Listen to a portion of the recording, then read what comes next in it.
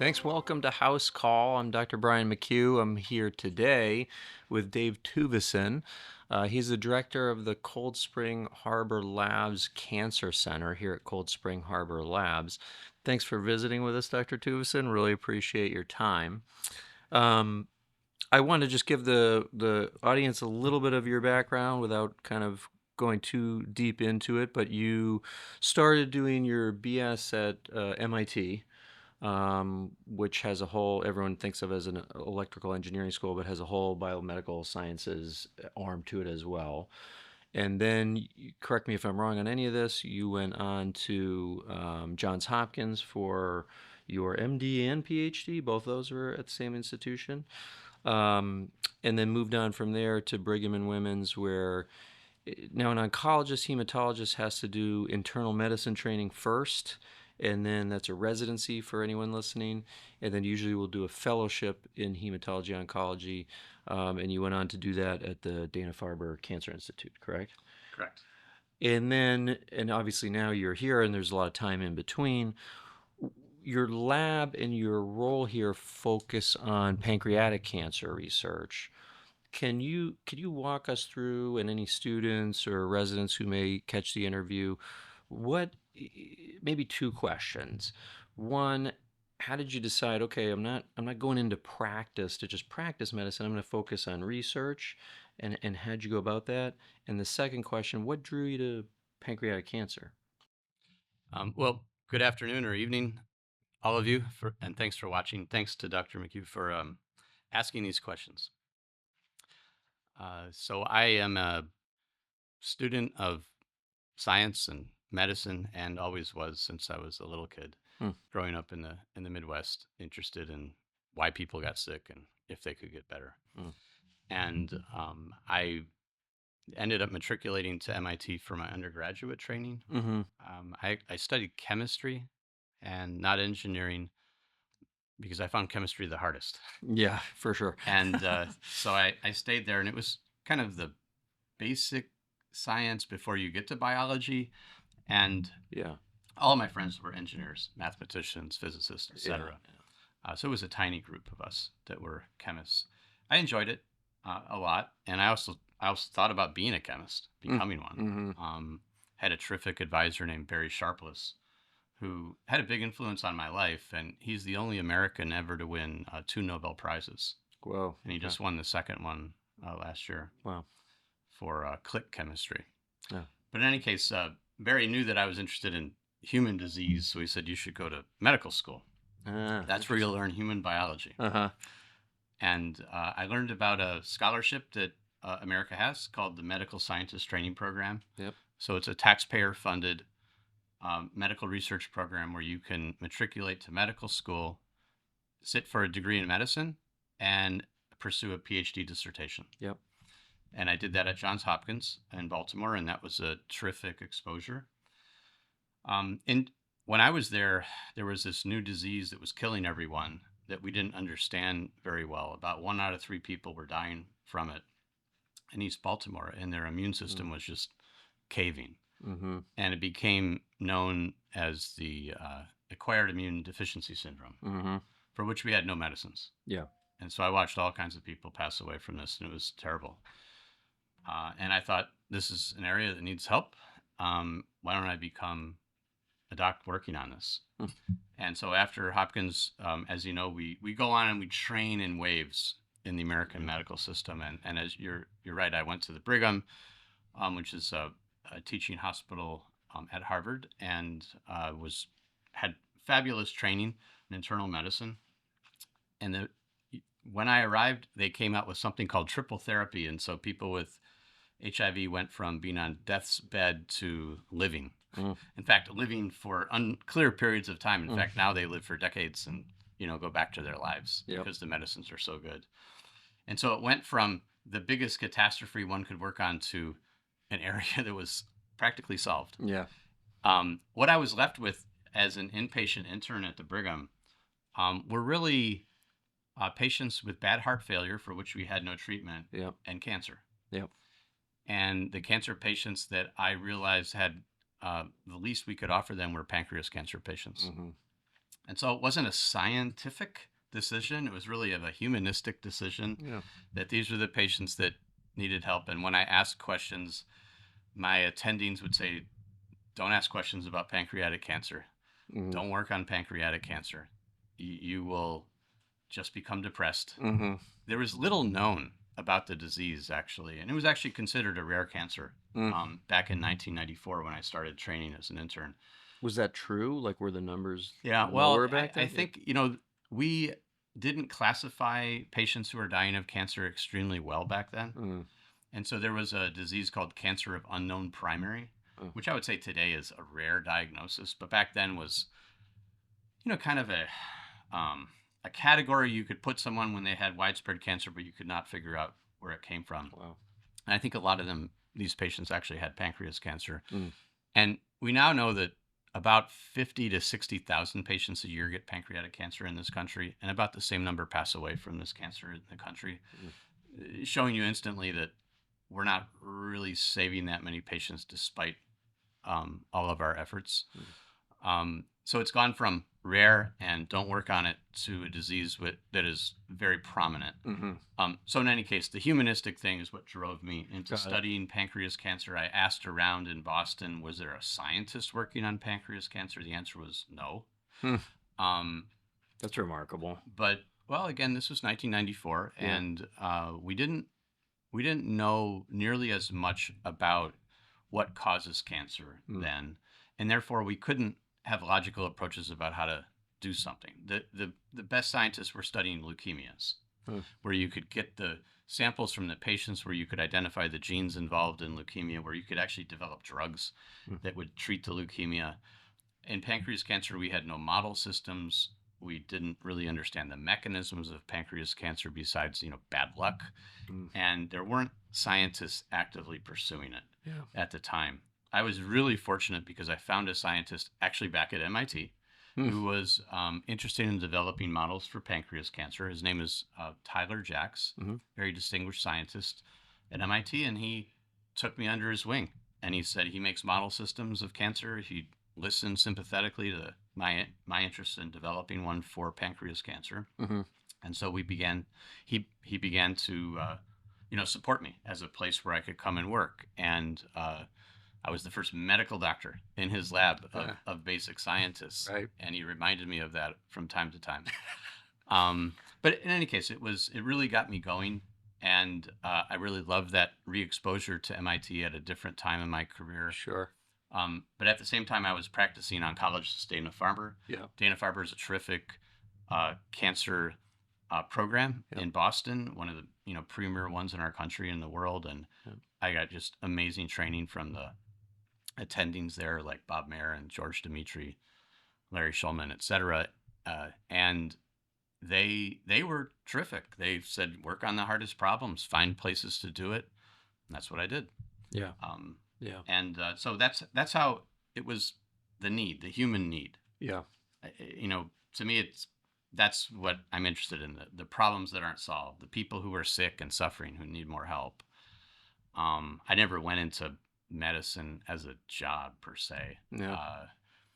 I just did it because it felt like the right thing to do. I'm a poor capitalist, and actually it's a little bit sad that in our country, capitalism is still the driving force of the medical field. I think it's totally perfect for everything else, but in medicine, our job should be to make people healthy so they can go back into the Coliseum and fight over whatever thing they're fighting over, whatever business, whatever thing. Our job is to keep people healthy, and it is more of a right for people to be healthy as opposed to a privilege. And but I really am blessed with this opportunity to fight pancreas cancer. While I was at Dana-Farber and at MIT, I got recruited to take my first job at University of Pennsylvania. Right. And I love that. But at the time, we developed this mouse model for pancreas cancer, which took some effort.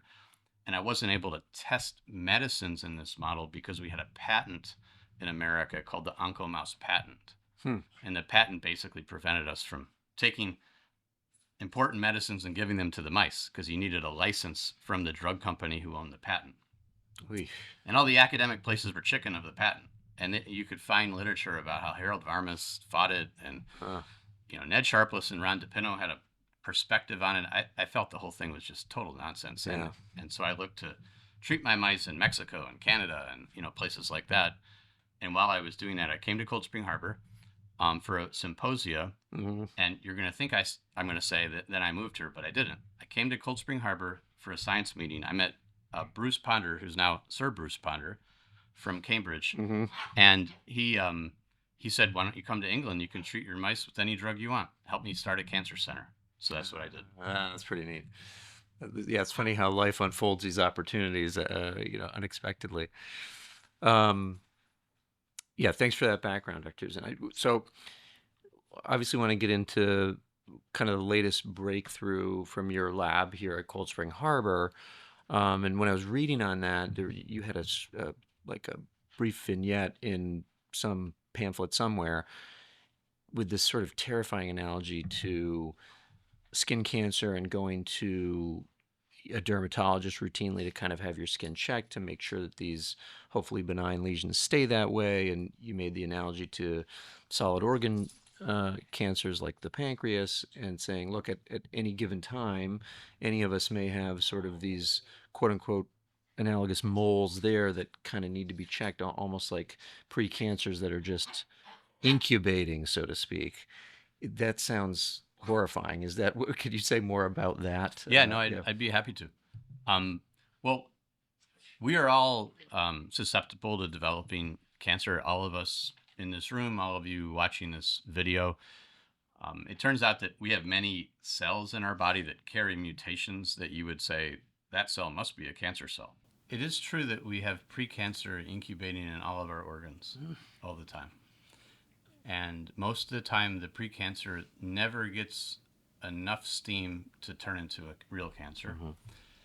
And I would say some of the time, the immune system actually clears it away Mm-hmm. because it's not recognizes it as foreign. But some of them do progress, and in the patients where it progresses, these are the situations where we want to identify it early, Mm-hmm. pick it up early. So, for example, in the care of patients throughout our country, we recommend that people get a colonoscopy to screen for colon cancer. The age that we recommend depends on if they come from a family where they have colon cancer or not. And so they would say the oldest you should be to be screened if you come from a family with no colon cancer is 50 or 55. But if you had a cancer in your family, a colon cancer in your family, then they would recommend it be 10 years younger than that age of that person. Right. Now, so that has been shown to save lives. Yeah. Right. So you find the polyp, you cut it out. Next to the polyp is actually the invading cancer. Mm-hmm. Well, we don't actually have methods like that for most of the other cancers. We do have mammography for breast cancer, and now we have MRI, which is so much superior to mammography. Mm-hmm. Still not standard of care, but I hope it will be soon. Yeah, me too. We have, Pap smears and cervical testing for women for cervical cancer, which has saved lots of lives. We now have a vaccine that is very good at preventing cervical cancer, head and neck cancer, etc., that I hope becomes a requirement to be an Earth citizen, because we could exterminate that virus. And we have dermatologists who can look for spots on our skin, be they the most aggressive type of skin cancer like melanoma, or less aggressive ones like basal cell carcinomas and squamous cell carcinomas that are very common. But what about everything else? What about lung cancer? What about prostate cancer? What about liver or pancreas cancer? Mm-hmm. We're not so good with those. For smokers, we do spiral CTs to look for tiny lesions that could be early lung cancer. It does help that population. But in the pancreas, we don't really have a screening test, but we need one. And the reason is what you mentioned, that we have these early precancers, but not advanced precancers. Almost everyone has them. And so we've been studying in the laboratory ways to see those early cancers, and also if there's anything we can do to interrupt those precancers. Mm-hmm. And that's what we recently had a study about this, where we identified a pathway that appears to be very important in the precancer. It's called the FGFR2 pathway, which is essentially stands for a gene and a protein that is a communication link between cells. So, as you all know, a cell is, a shape that has a brain, which is the nucleus, and it has, the brawn, which are the parts that make the cell work. So it has an energy supply made by mitochondria and has all kinds of features that allow it to respond to the cell next to it or to the things in the blood. And the response network includes this gene, FGFR2, the protein for which actually binds things, and it binds to ligands that for that receptor. We identified this one gene as going way up when a cell goes from a precancer to an invasive early cancer. And it was really the terrific work of a postdoctoral fellow, Claudio Tonelli, who has just returned to Europe for a job. And she showed pretty unequivocally that this is a new pathway that we can develop drugs for and block this progression from early cancer to invasive cancer in our mouse models of pancreas cancer. Yeah. And so we're kind of excited because that means that we could develop methods that could block the progression. Yeah. And that would be helpful for people at, for example, high risk for pancreas cancer. Mm-hmm. And so it's really opened up an area of research for all of us. That was a big breakthrough study for you guys and recently published, right? In cancer research. That's correct. Yeah. So, in as a medical doctor myself, like one of the frustrating parts about, and I don't know if you would agree with this, like pancreatic cancer stands out in my mind, kind of like ovarian cancer, where unfortunately 90% or something are diagnosed at stage 4, advanced stages, but when caught early could be curable.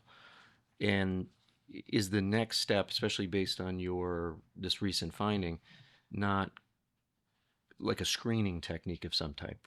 Am I reading that correctly? Like, if you guys are working down that pathway and are successful, now you need to know the people who have these precancers. Is there anything coming blood work wise, MRI wise, that way where there's going to be a screening protocol in the future? Yeah, I'm really glad you bring this up because the early detection conundrum we have in pancreatic cancer, very similar to what exists in ovarian cancer and probably glioblastoma, type of brain cancer, where we just can't pick it up early. There's no clear signs or symptoms of it when it's early. And when they present, it's, quote, too late, spread, not much we can do to help. We have motivated a group of organizations throughout our country and actually even internationally to work together on an early detection mandate where we have called for applications for people with new ideas about how to detect these cancers that we can intervene. Just to get to your specific question, couldn't we develop a blood test or an imaging test based upon the work that we've just done? Well, I would say, why not? We should be able to do that. But again, what we're trying to see is something the size of a grain of rice. Right. And we don't really have a lot of tests today that can see a grain of rice, especially in a living organism, us, the human, where things are moving while you're imaging, because we have something called peristalsis, where your intestines are moving like waves on the ocean. And if you scan using radiation, which would be, some type of X-ray, CAT scan, etc., that always carries a little bit of risk for problems down the road. So you'd want to scan with a magnet, for example, MRI based, which takes time.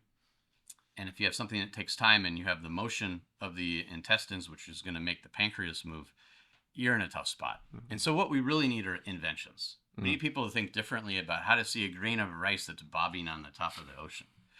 And I do think imaging will be part of it, but maybe not exactly the first part of it. And so what we're hoping is to attract people in who have unique ideas about how to study this problem, realize that the number of cells involved is small, so that drop of blood you might not be able to see what you're looking for in that drop of blood with today's technologies. But if you could develop something that amplifies that signal, let's say the immune system. How does the immune system work? Sees a little bit, amplifies it like crazy so that you get a lot of cells that attack and, can recognize the pathology. Usually it's an infection, but it could be a cancer. That could be an amplifier that would allow you to see something. What else? Well, it turns out when you have early pancreas cancer, your pancreas doesn't work very well. A lot of times you can't balance blood sugar. You have an adult onset diabetes where it's not the same one where you're not responding to insulin, which is type 2 diabetes related to obesity. It's type 3C diabetes specifically, where your pancreas has shrunken. You don't make enough insulin. So your insulin works, it's just you don't have enough. And usually when people at the earliest stage of pancreas cancer, their pancreas is not perfect. Imagine a banana that has shrunken. That's what early pancreas cancer looks like. So the vitality of the organ is less. And so folks who could develop screening could ask about pancreas health. Do you have a healthy pancreas? And then if you don't have a healthy pancreas, go to the next stage where, let's say we have the fancy imaging tests. And that's a suggestion. But yes, we found FGFR2. How do we translate that into something effective? It's a great question. What we're using is the FGFR2 observation to track the cells so that we could find things in those cells that would tell us something about that next step that we could use as an amplifier. Yeah. And so that's precisely what we're doing. But if you're watching this show and you're trying to figure out what to do with your life, this is a good problem. You should think about this problem. Yeah. No one has solved it, and we need new ideas. This is an area my lab has quietly worked on for 23 years now, and I say quietly because we haven't solved it. We always have one or two people trying their best, and they always find something, but we're still working on it. So here we are. But this has given us a lead. Yeah. And the lead we're going to follow the cells after the FGFR2 and ask what are their characteristics, what are their personality traits that we can use to develop a test and to develop a way to make the cells go away. For any patients who might be listening, currently, if they're high risk or have family history, what's your recommendation for screening for them? Is there a guideline on that, or is it is there variability there from opinion to opinion based on your oncologist? Right. So if you're in a high risk category, which oftentimes means you have family members that have had pancreatic cancer, and sometimes you may even have a quote gene that we think is involved in pancreas cancer, where you inherit an allele. There are familial registries and pancreas cancer specialty clinics throughout the country. And I encourage you to visit one and enroll in a surveillance program where you will talk to the physicians and the geneticists, and then they will advise you what they would recommend. And that could include getting scans. They have different types of scans. I mentioned MRI, I mentioned CT scans. They also have versions of ultrasound, where a specialized type of ultrasound where they can image your pancreas by passing the ultrasound machine down your esophagus into your stomach. Oh, wow. And actually seeing in high resolution how the tree of the ductal system in the pancreas works. And so these clinics actually are very good at picking up tiny primary tumors. And there was a paper 2 years ago by Michael Goggins at Johns Hopkins that showed unequivocally in a very well-designed study that spanned, over, several decades, that monitoring patients at high risk and identifying cancers when they're small actually led to an improvement in the survival of that population. And that was, I'd say the best proof of concept that this is going to matter, even with today's technologies. So if you're at high risk, please enroll in a surveillance program. There are multiple ones throughout the U.S. And if you can't find one, contact Dr. McHugh. He'll contact me, and I'll figure out what the best one is near your house. But what if you're not from high risk, but you're watching this thinking, I never want to get pancreas cancer. I want to do anything it takes. I want to get a whole body MRI. I want to, do whatever it takes. Well, there are things that you can do. The first thing you can do is live a healthy life. Get exercise. Moderate your alcohol intake. Don't smoke cigarettes. And try to live well. And so that's you would say, your grandma gives you that advice. Well, grandma's pretty smart, right? So there's a real scientific reason for the things I just told you about pancreas cancer. Inflammation of the pancreas is the thing that promotes pancreas cancer. Mm. So anything that causes pancreatic inflammation, which is also called pancreatitis, increases your risk of developing pancreas cancer. So you want to lower your chances of having pancreatitis. And some of the things I just told you would lower that risk. So, but we still need that test. And, really the test, I would love for there to be a test where people walk down the streets and they go into a, I don't know, department store or a sports stadium, whatever it is, and they drink something and they get through all the turnstiles. Someone takes their ticket and then they breathe into some tube, and the stuff you breathe out tells you something about your health. Yeah. And that there be a little light that goes off if one of the things you breathe out suggests there's a problem. Now, and I'm not just dreaming this up. We need ways to screen rapidly and inexpensively across the board. And if we can find evidence there may be something wrong, then go for additional, testing in medical facilities. And I think it's going to be that combination to develop this early detection method. But that needs to be coupled with better therapies on the other end. Yeah. And we are getting better therapies, much better. And so I think pushing on both is really going to improve survival from this disease.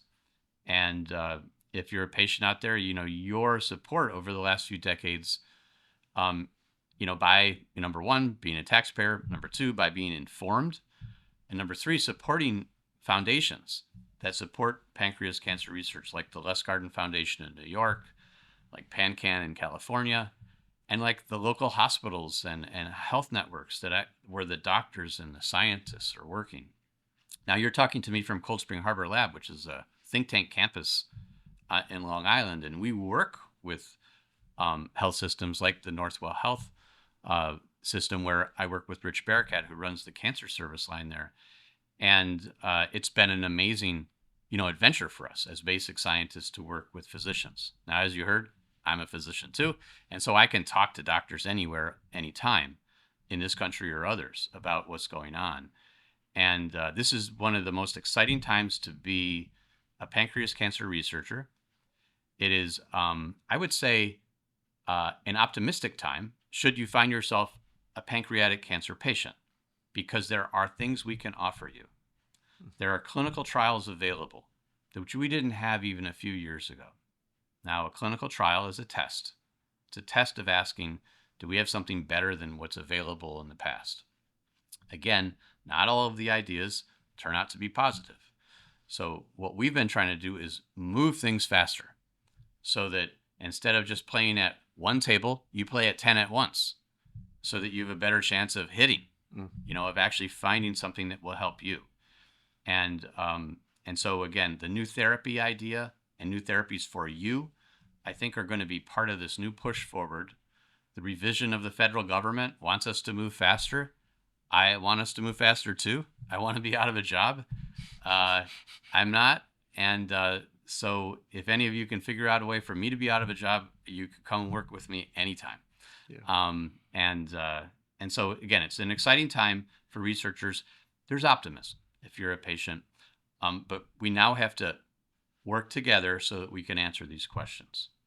I think another thing, as I was listening to you speak, that stands out to me is I'm close by here in Cold Spring Harbor and have gotten to know the labs, is also if you're out there and you're in philanthropy mode and you're looking to give and you're trying to find a reasonable society impacting thing to do with funds, if you have those at your disposal. One of the great things about this place, in my opinion, having grown up as a physician in large institutions, all the funding, and maybe not all, but the lion's share of the funding goes directly to the science here at Cold Spring Harbor Labs, where a lot of the larger institutions, there's a large portion of it, and correct me if I'm wrong here, doctor, that kind of goes to the overhead or various administrative areas. So one of the unique things about these smaller institutions is they're nimble and they really put the money to work directly to the science and the scientists. Is that inaccurate? kind of statement, or? Well, I mean, some of the things that you said are true in that we are small and we are nimble, and the resources that we raise are applied exactly to what we're working on. Mm.